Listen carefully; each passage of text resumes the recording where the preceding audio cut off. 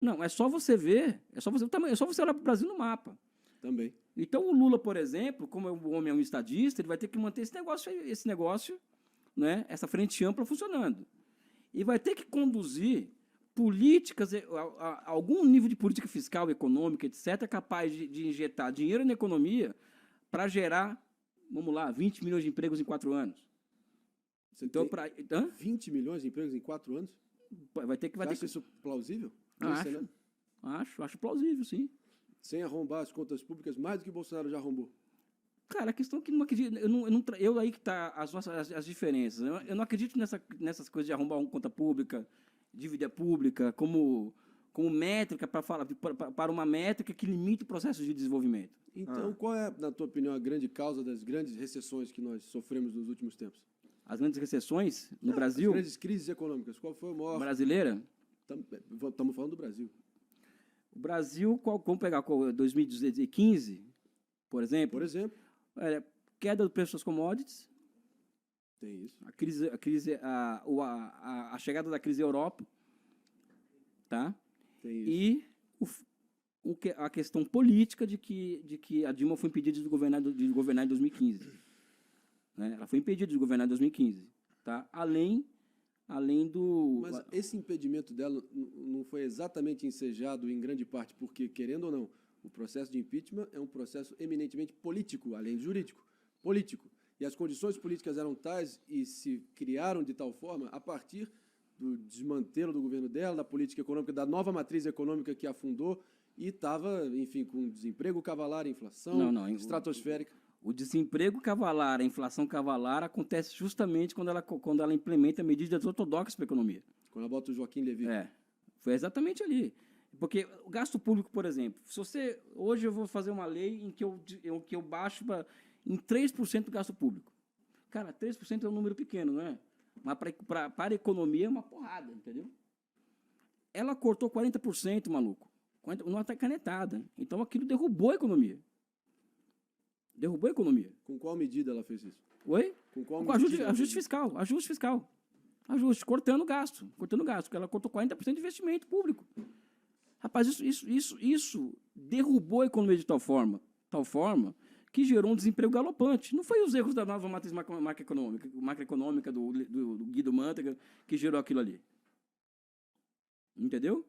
Não existia no Brasil, por exemplo, nenhuma necessidade, no final do governo Dilma de 2014, de ajustes fiscais para a retomada do crescimento econômico.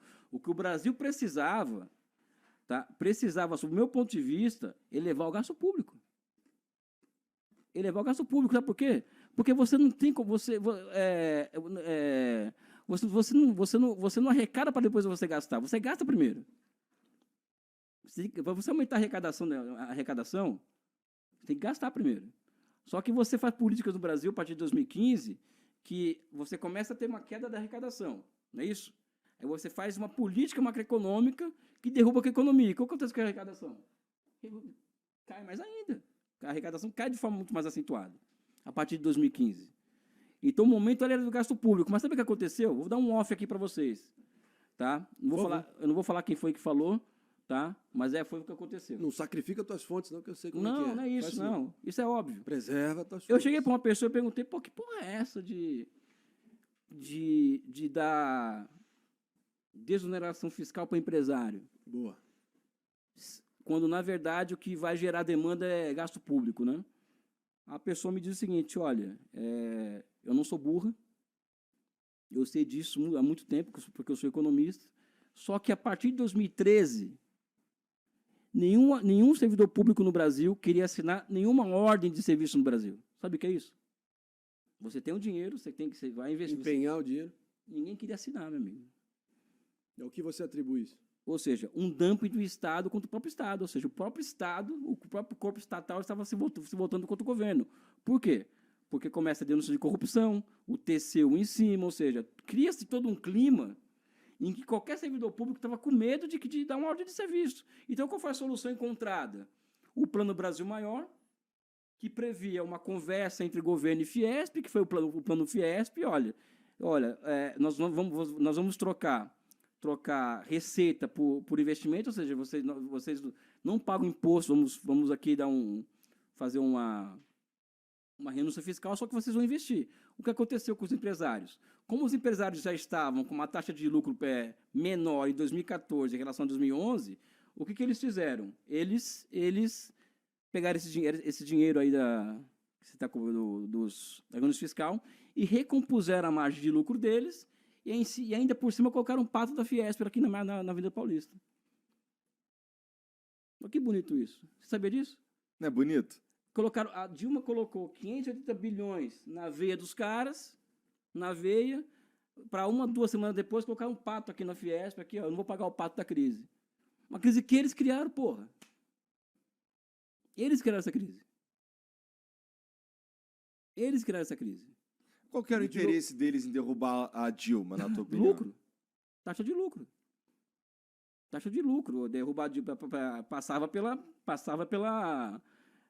por uma outra regra outras regras de trabalho, uma outra lei trabalhista, por exemplo, que os desobrigava a uma série de coisas, ou seja, que fizesse o Brasil retroceder 50, 60 anos em matéria de lei trabalhista, né, de forma que a taxa de lucro deles aumentasse por conta da queda da renda de trabalho. Então, para isso, você cria austeridade, a partir de 2015, depois vira lei a partir do Temer, que é o teto de gastos. PEC 55.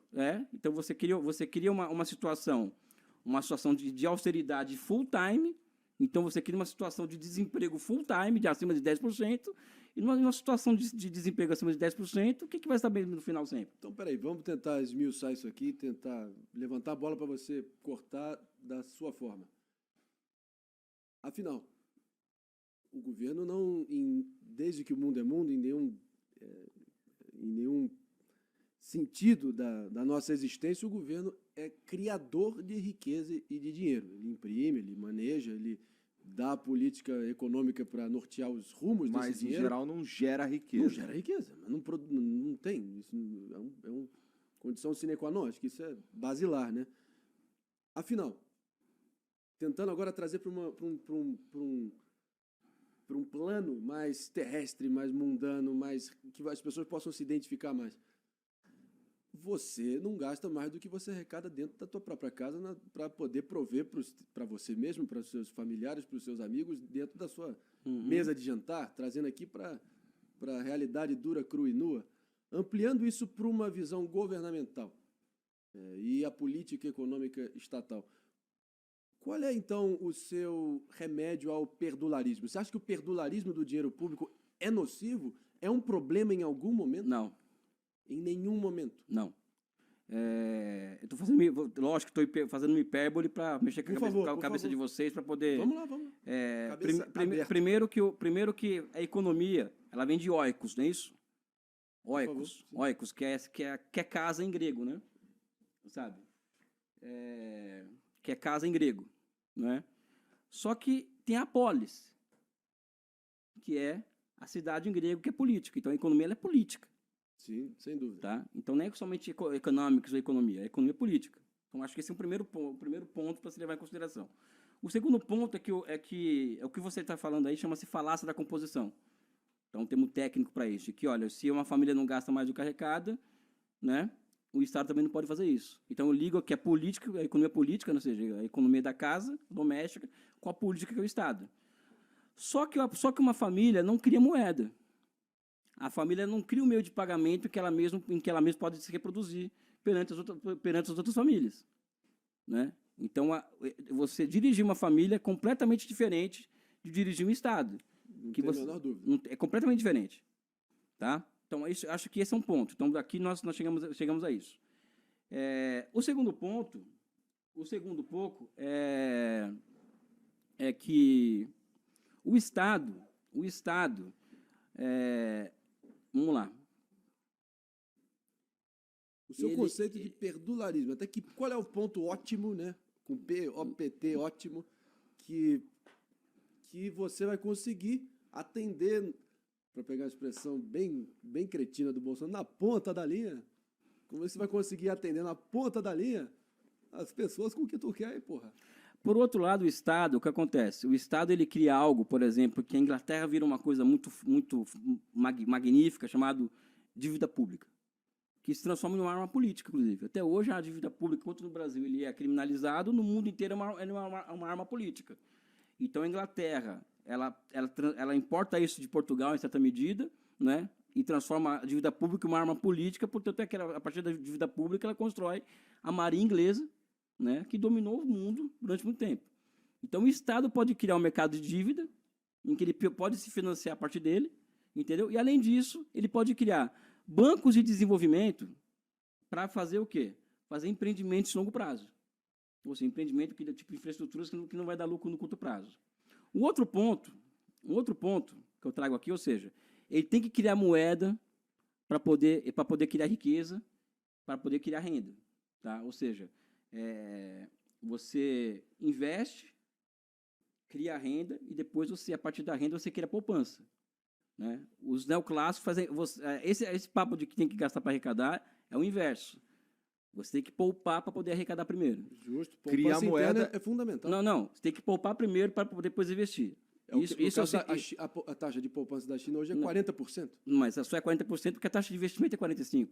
Justo. Não, ou seja, justo. você tem, ou seja, De novo, o ato primeiro de uma economia é um investimento, não é poupança.